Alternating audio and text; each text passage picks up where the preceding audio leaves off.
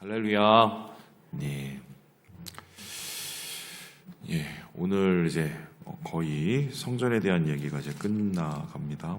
이 이후에는 기도하고 또 하나님께서 응답하시는 얘기가 나옵니다. 오늘 우리가 읽는 이 얘기는 이제 솔로몬이 자기가 이 성전을 짓기까지 어떤 감회가 있었는지를 얘기하고 있는데요. 사실은 우리가 역대기를 쭉 읽으면서 이미 알고 있는 내용을 정리하고 있다. 이렇게 얘기해도 과언이 아니겠습니다. 여기에 대해서 솔로몬이 어떻게 이야기를 하느냐? 내가 왜 이곳에 성전을 지을 수밖에 없었느냐를 이렇게 얘기했는데요. 우리 함께 9절의 말씀을 읽어보도록 하겠습니다. 시작. 그러나 너는 그 성전을 건축하지 못할 것이요 내 허리에서 나올 내 아들 그가 내 이름을 위하여 성전을 건축하리라 하시더니. 성전을 원래 건축하려고 했던 것은 솔로몬의 아버지 다윗이었습니다. 그래서 다윗이 이를 위해서 하나님께 구하였고 또 여러 가지 성전 건축을 위해서 준비를 열심히 했지요. 이제 그럼에도 불구하고 하나님께서는 다윗이 아니라 그의 아들로부터 이 성전을 짓기를 원하셨는데 그 이유를 여러 가지를 얘기할 수 있지만 특별히 이제 다윗은 어쩔 수 없이 나라를 통일하고 또 나라의 원래 영토들을 이렇게 확장해 가면서 정복 전쟁을 하게 되잖아요. 근데 그 정복 전쟁을 하면서 그 손의 끝에 만일에 성전을 짓게 되면 이제 하나님의 성전이 일종의 정복의 끝, 정복의 결론처럼 이제 보일 수 있단 말입니다. 그래서 사실 다른 나라들은 그런 식이에요. 어떤 식이냐면 자기가 섬기는 신 때문에 내가 승리하였고 우리 신은 나에게 승리를 주고 우리 신은 나에게 모든 것을 영광을 준다. 이런 개념으로 자기 합리화를 위해서 이렇게 하나님 자기가 섬기는 신을 이렇게 만들게 되는데 지금 하나님께서는 그걸 원치 않으신 거죠. 다른 제국이나 다른 나라가 성전을 짓듯이 신을 섬기듯이 그런 것을 원하는 게 아니라 온전히 준비된 온전히 하나님 앞에 예배하기 위한 그런 자를 세워서 하나님의 새로운 이야기를 써 나가고 싶었던 것이 하나님의 마음이었던 것 같습니다. 그래서 다윗이 아니라 그의 아들로부터 성전을 짓게 되었는데 사실 다윗은 아들이 되게 많았습니다. 그래서 얼마나 많았냐면 지네끼리 싸우고 죽이고 막 나라를 두 동강으로 내고 그럴 만큼 이제 다윗이 엄청 많았어요. 근데 그 여러 다윗의 아들 중에 특별히 누구죠? 솔로몬이라는 사람을 왕으로 세워서 그의 손을 통해서 성전을 짓게 했다. 이게 오늘 말씀의 결론인 거죠. 자, 그렇다면은 한번 질문을 해봅니다. 왜 하필 솔로몬이었을까요? 왜 하필 솔로몬이었을까? 적장자가 있었을 거 아닙니까? 그죠? 솔로몬이 아니라 사실은 다윗의 뒤를 이어서 왕위를 계승할 사람은 적장자, 그것도 아니면은 좀 잘난 사람, 이런 아들이 있었을 텐데 굳이 하나님께서는 정확하게 적장자도 아니요. 그리고 더 정확하게 말하면은 태어나지 않아야 될 아이를 세워서 그 아이를 왕으로 만들고 그리고 성전을 지었단 말이죠. 여러분 아시는 것처럼 솔로몬의 어머니는 아시는 것처럼 누구죠? 밧세바의 밧세바 우리아의 아내죠. 밧세바는 여러분 아시는 것처럼 남의 아내였고 그 남의 아내를 뺏은 겁니다. 그것도 그냥 뺏은 게 아니라 그 남편을 죽이면서까지 뺏었습니다. 다윗의 인생에서 가장 치명적인 약점이고 가장 큰 죄였다고 할 수가 있겠습니다. 그런데 그 밧세바로부터 나온 솔로몬을 하나님께서 왕을 세우신 것도 신기하고 어떻게 보면 제가 볼 때는 좀 아름답지 못하잖아요. 그럼에도 불구하고 그의 손으로 성전을 세우게 하셨다. 여기에는 뭔가 하나님께서 이 성전에 대해서 말씀하고 싶으신 것이 있지 않을까 저는 그렇게 생각하거든요. 그러니까 굳이 여러 아들 중에 좀 흠이 있어 보이는 이 솔로몬이 자기 손으로 성전을 짓게 만드는 것은 이 성전이라는 것의 의미, 하나님께서 성전이라는 것을 왜 짓게 하시는지를 말씀하시기 위해서 그런 것이 아닐까. 저는 그렇게 충분히 생각할 수 있다고 생각하는데, 자, 그렇다면 왜 그럴까 한번 알아보도록 하겠습니다. 요거를 몇 가지로 알아볼 수 있는데, 이 첫 번째는 뭐냐면 이 솔로몬이라는 이름입니다. 솔로몬인데 이 솔로몬의 이 말을 살펴보면은 여기에는 사실은 여러분 잘 아시는 단어가 한 가지가 있습니다. 뭐냐면 샬롬입니다. 샬롬에서 솔로몬이 된 겁니다. 그러면은 솔로몬은 평화의 왕 이렇게 볼 수가 있어요. 그러면은 이 솔로몬을 통해서 하나님께서 이 성전을 짓게 하신 이유가 뭐냐? 이스라엘과 하나님 사이에 평화를 이루게 하시기 위해서 그런 것이고, 또한 이 성전을 통해서 이스라엘이 바로 평강의 제사장이 되게 하기 위해서 그러신 것이다. 실제적으로 하나님 앞에 예배를 드린다는 것은 하나님을 만나는 것이자 동시에 제사장이 어떻습니까? 속죄의 제사를 드려서 하나님과 이스라엘 사이의 문제와 죄의 모든 것을 해결해내는 거죠. 그래서 그 속죄의 제사와 번제를 통해서 그 가운데 역사하시면서 만나실 때 그곳에 평화가 이루어지게 되는 것입니다. 그래서 비로소 모든 전쟁을 마친 다음에 평강의 왕인 솔로몬을 세워서 하나님의 평강을 전하고, 뿐만 아니라 이스라엘이 자기만 잘 먹고 사는 것이 아니라 주변 나라와 평화로운 관계를 만들어서 하나님의 평강을 전하게 하시기 위해서 이 성전을 세우게 하신 거다. 그래서 이 솔로몬은 실제적으로 성전을 다 짓고 나서 주변에 있는 나라들하고 좋은 관계를 유지하죠. 오죽했으면은 저기 이디오피아죠. 구스로부터 여러분 아시는 것처럼 스바 여왕이라고 그러죠. 스바 여왕까지 와서 솔로몬을 만날 정도였으니 그가 가지고 있는武기 영화도 중요하지만 기본적인 다른 나라의 관계에서 평화로움이 이루어졌다는 것을 알 수 있는 대목이다. 그래서 이 솔로몬은 평화를 이루기 위한 왕으로 세우셔서 하나님께서 성전을 세웠다. 이렇게 볼 수가 있습니다. 그럼 두 번째는 왜 솔로몬이었을까? 여러분, 솔로몬의 원래 이름이 있습니다. 이 솔로몬이 아니고 여디디야입니다. 이 여디디야가 태어났었을 때 하나님께서 선지자를 통해서 지어주신 이름이에요. 근데 이 여디디야, 성경을 저하고 좀 계속 봤던 분들은 좀 아는 단어가 여기 한 가지가 있습니다. 뭐냐면 야다입니다. 이 야다라는 단어가 뭐냐면 사랑하다입니다. 사랑하다. 그냥 사랑하는 게 아니라 진하게 사랑하다. 이게 야다입니다. 그래서 남녀 간에 진한 사랑을 가리켜서 뭐라고 하냐면 야다. 이게 사랑하다, 알다라는 뜻이에요. 그래서 여디디야 하면은 이게 수동태가 돼서 어떻게 되느냐? 나의 하나님의 사랑을 입은 자 이렇게 돼요. 그렇다면은 하나님께서 솔로몬이라는 사람을 여디디야를 그러니까 이 성전을 짓게 하신 이유를 정확하게 알게 되죠. 하나님의 사랑하는 사람을 통해서 하나님의 사랑을 입은 자를 통해서 그 사랑에 감사하는 마음으로 이 성전을 짓게 만드는 것입니다. 자, 그렇다면은 정말 솔로몬은 여디디야의 자격이 있었을까요? 어떻게 생각하십니까? 앞에서 말씀드렸듯이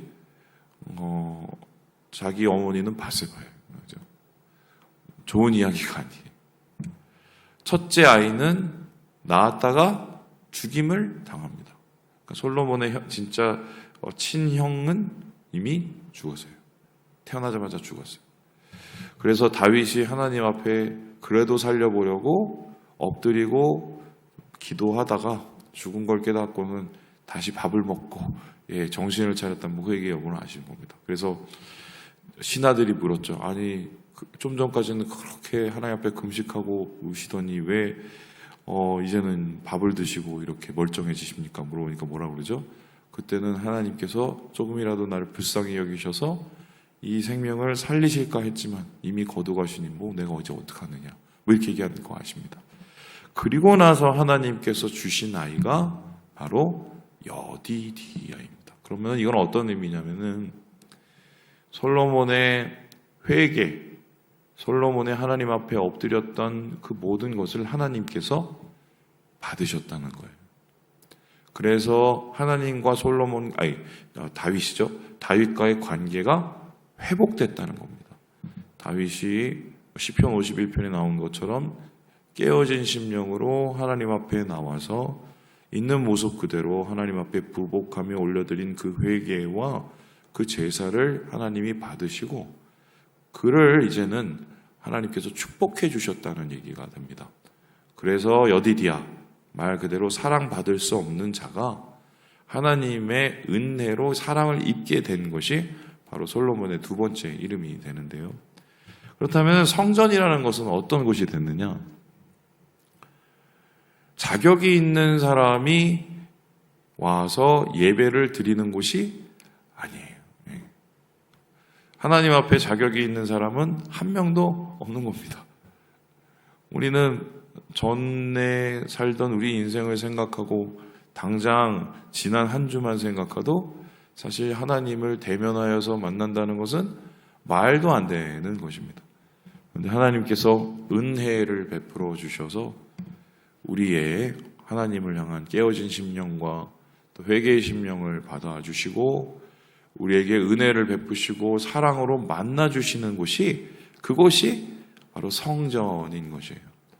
그래서 많은 아들 중에 특별히 여디디아를 통해서 이 성전을 받으신 이유는 이스라엘 백성 역시 깨어진 심령, 이스라엘 백성 역시 모자란 자격, 그것이지만 하나님께서 그를 받아주셔서 하나님이 만나주시겠다는 온전한 하나님의 사랑, 은혜로운 하나님의 사랑에 의해서 이 성전이 이루어졌음을 뜻하는 것입니다.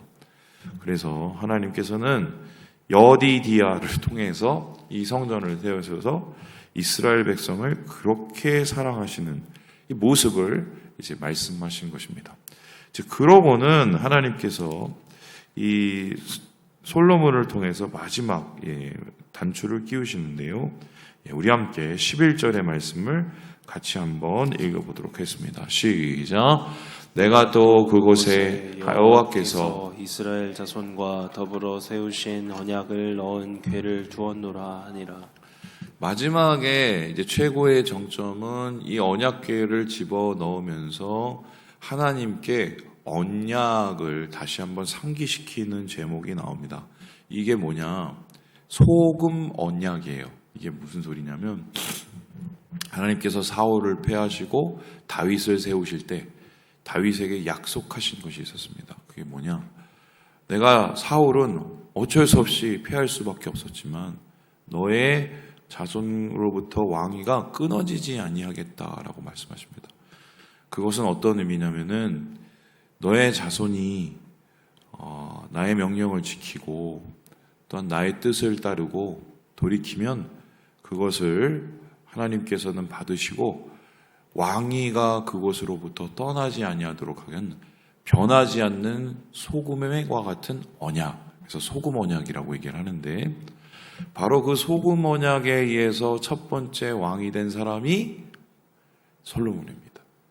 그러면 이 솔로몬이 성전을 세웠다는 것은 어떤 의미냐면은 하나님께서 이 성전을 영원히 우리 가운데 주시겠다는 의미입니다. 그 성전을 영원히 우리 가운데 주시겠다는 것은 무엇입니까? 솔로몬과 같은 혹은 다윗의 자손을 통해서 우리와 만나시는 그러한 자리를 하나님께서는 만드시겠다라는 겁니다.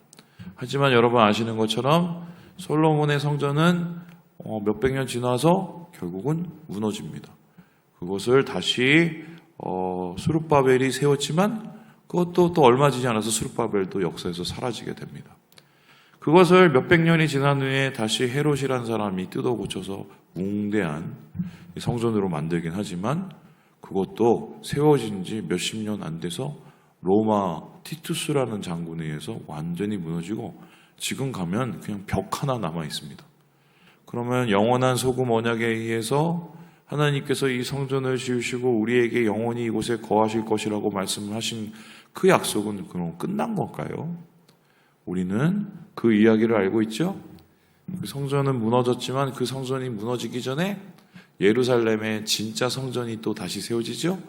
그것은 다름 아니라 오순절 성령 공동체, 바로 예루살렘 교회를 뜻하고 그 예루살렘 교회는 다윗의 자손이신 예수 그리스도를 통해서 세워진 공동체입니다. 그래서 오늘날에 그 소금의 언약, 영원히 우리를 만나신다는, 다윗의 자손을 통해서 영원히 우리를 만나신다는 그 언약은 오늘 바로 이곳, 우리가 예배하는 이곳 속에서 이루어지게 되는 거죠. 바로 우리는 그 후예들이고 그 성전 속에서 하나님을 만나는 사람들입니다. 그렇다면 이제 성전은 보이는 것이 아니라 보이지 않는 우리 예수 그리스도를 믿는 성도들의 모임이고 우리가 함께 주님을 예배하는 이 자체가 바로 성전이 되었다. 오늘 말씀을 통해서 우리 거기까지 볼 수가 있는 것입니다. 자, 그럼 오늘 이야기를 통해서 우리가 얻게 되는 교훈이 무엇입니까? 예배를 우리가 준비를 하잖아요. 오늘도 예배를 준비하잖아요.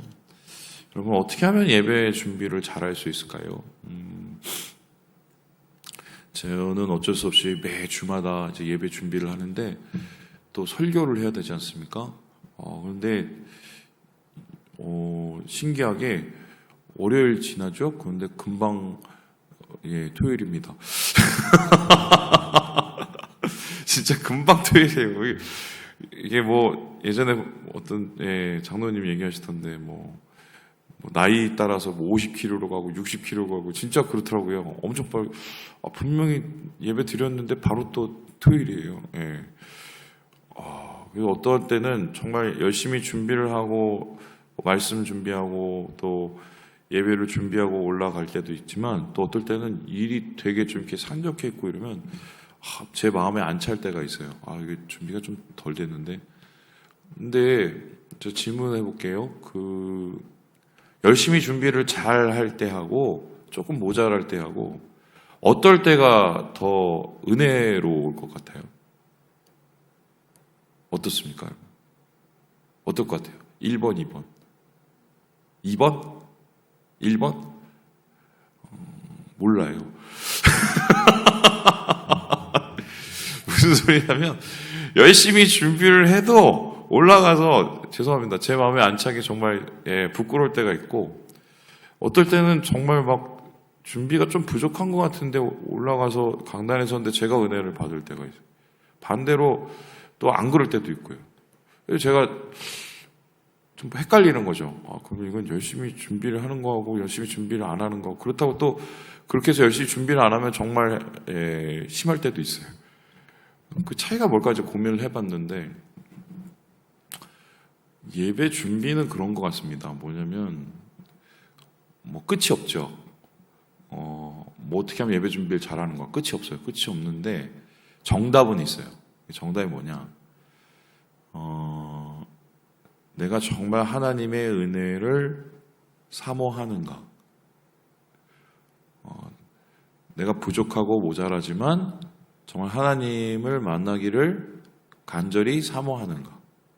사실 그게 예배 준비예요. 그게 있으면 좀 부족해서 하나님께서 채우시는 거고 그게 없으면 사실은 아무리 잘해도 은혜가 없습니다. 제가 볼 때는 솔로몬의 모든 시기를 통해서 가장 은혜로웠던 시기가 언제인지 아십니까? 요때입니다. 요때. 왜 그럴까요?